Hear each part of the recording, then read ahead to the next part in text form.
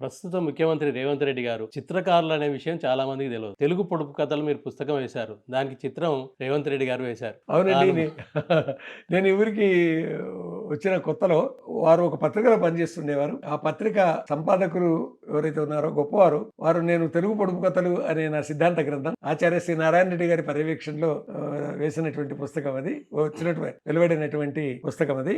అంటే నా సిద్ధాంత గ్రంథం అది. దానికి బొమ్మ వేయాలి అని ఆలోచిస్తుంటే ఆ సంపాదకులు వారు ఆ పత్రికలో పనిచేస్తున్నటువంటి మదన్ రేవంత్ రెడ్డి గారు వాళ్ళతోటి వేయించాడండి. అది ఈ చిత్రం. అప్పుడే వారికి అభినందనలు అని చెప్పుకున్నాను. బహుశా 19 ఏళ్ల వయస్సు అప్పుడు. కాబట్టి తెలుగు పొడుపు కథలు అనేటటువంటి చిత్రాన్ని ఈనాటి మన ముఖ్యమంత్రి, ఆనాటి గొప్ప ఈ చిత్రకారునిగా పేరున్నటువంటి రేవంత్ రెడ్డి గారు వేశారు. నేను దీంట్లో అభినందనలు చెప్పుకున్నానండి. అప్పుడు అచ్చైనటువంటి మొదటి పుస్తకానికి ఇది రెండవసారి అచ్చైన రూపం అండి. ఇది అదే చిత్రం. ఇది తెలుగు పొడుపు కథలు. అంటే దీంట్లో సూర్యుడు, పొడుపు అంటే సూర్యుడు, ఈ కిరణాలన్నీ కూడా ఈ కథల అన్నట్టు సమాచారం ఇస్తున్నాయి, వెలుతురిస్తున్నాయని అర్థం అండి. అలాగా.